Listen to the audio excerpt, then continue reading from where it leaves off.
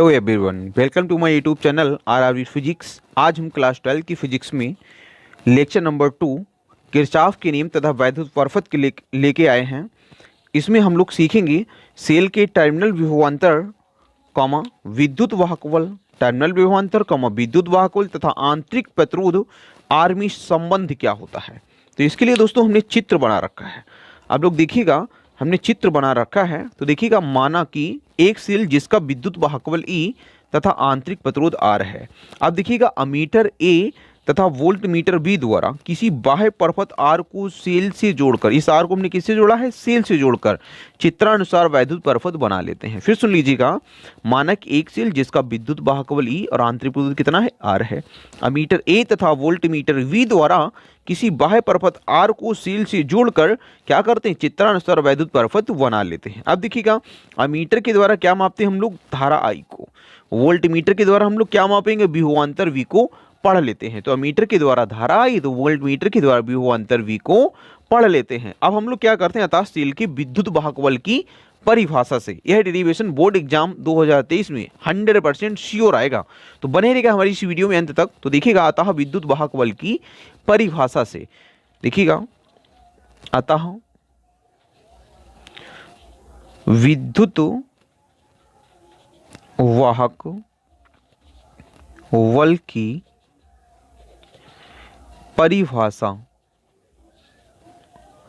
से, अतः विद्युत वाहक बल की परिभाषा से, तो इसकी जो परिभाषा होती है इसमें हम लोग क्या लिखेंगे? इसका सूत्र लिखेंगे। तो देखिएगा, E बराबर होता है W/Q, या इसको हम लोग लिख सकते हैं W बराबर E गुणे क्या हो जाएगा आपका? Q हो जाएगा। W बराबर E गुणे Q हो जाएगा।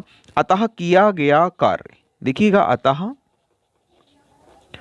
किया गया कार्य, अब हमने यहाँ पे किया गया कार्य कर दिया है, तो क्या हो जाएगा भैया? W बराबर E, Q बराबर हम लोग IT लिख लेते हैं। तो W बराबर कितना हो जाएगा? EIT। तो ये हो जाएगा आपका समीकरण नंबर 1। अब हम क्या बात करते हैं? तो देखिएगा, अतः अब हम बाह्य परपथ के लिए, जो आपका जिसके द्वारा बाह्य परपथ जोड़ा ना, तो ये हम लोग इसी की बात कर लेते। अतः बाह्य परपथ के लिए किया गया कार्य, इस कैपिटल R के लिए किया गया कार्य। तो देखिएगा, अतः बाह्य परपथ के लिए किया गया कार्य, अतः बाह्य परपथ के लिए, बाह्य परपथ के लिए किया गया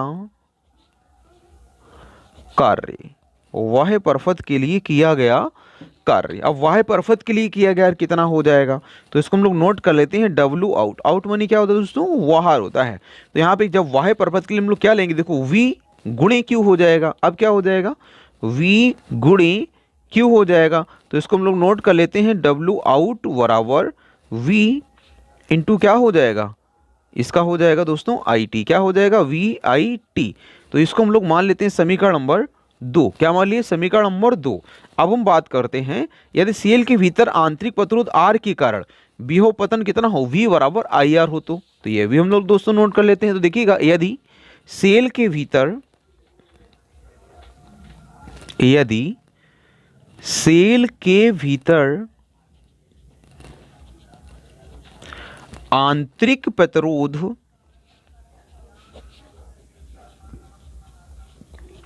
सेल के भीतर आंतरिक प्रतिरोध R के कारण विभव पतन कितना हो? V बराबर IR। कितना हो भैया? V बराबर IR हो। तो अब क्या कर लेते हैं? किया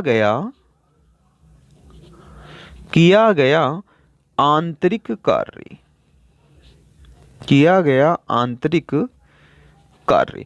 अब किया गया आंतरिक कार्य दोस्तों क्या होगा? तो यहाँ पे आपका हो जाएगा, देखिएगा, W इन मानी क्या होता है? अंदर। W इन, तो यहाँ पे क्या हो जाएगा? V, फिर गुणी क्या हो जाएगा? Q।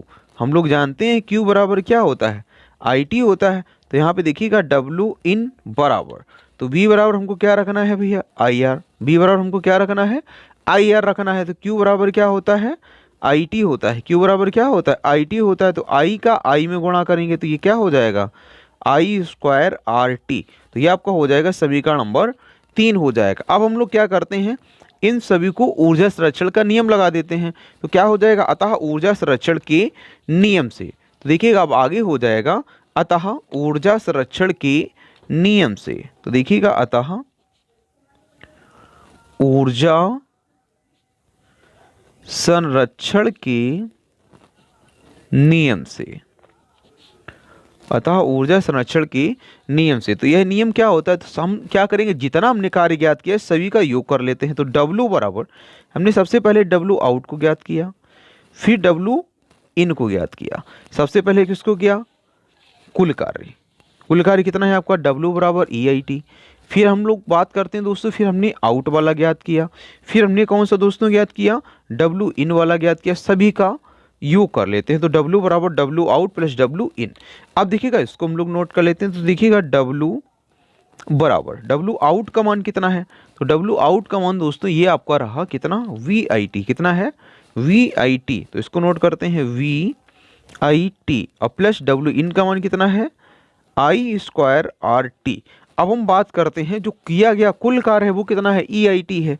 तो देखिएगा हम लोग EIT तो यहाँ पे रख लेते हैं भैया, इसका भी मान EIT बराबर VIT प्लस ये आपका कितना है, I स्क्वायर RT। अब देखिएगा दोस्तों हम लोग क्या करते हैं, EIT बराबर यहाँ से हम लोग IT कॉमन कर लेते हैं। तो यहाँ पे बचा आपका V प्लस क्या बचेगा, IR। भाई यहाँ से IT हमने ये कॉमन कर लिया, यहाँ से एक I और यहाँ से T, तो IT क्या बचा, IR। क्या बचा, IR। तो यहाँ से हम लोग ऐसा करते हैं कि ये IT ये भी है और IT ये भी है, इसको काट देते हैं।